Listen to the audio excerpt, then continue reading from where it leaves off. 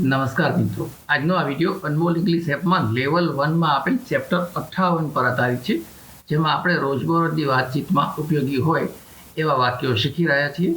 આજે આપણે વાક્ય નંબર 571 થી 580 શીખવાના છે.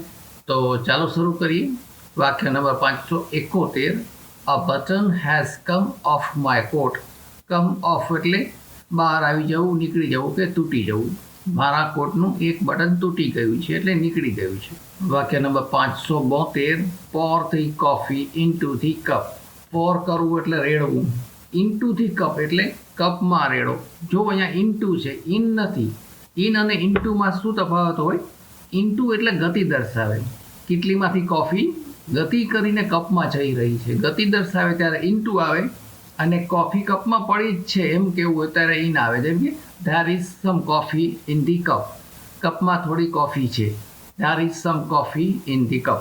દરેક વખતે વિડીયો જોયા પછી તરત જ એપમાં આપેલી પ્રેક્ટિસ પણ કરી લેશો તો થોડાક જ સમયમાં તમને ગ્રામરના નિયમો યાદ કર્યા વગર જ સરળતાથી ઇંગ્લિશ બોલતા આવડી જશે.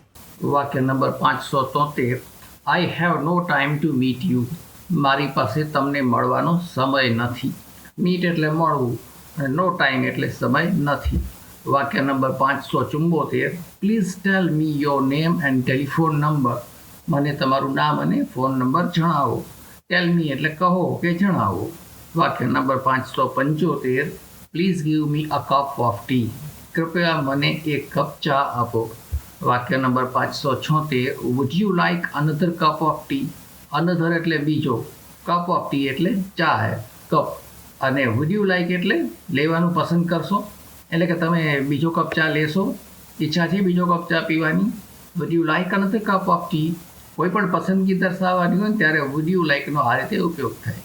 વાક્ય number 577, I am very happy to C you again. Again એટલે ફરીથી, સી યુ એટલે મળ્યા, જોયા કેમ મળ્યા, હું તમને ફરીથી મળીને ખુશ છું.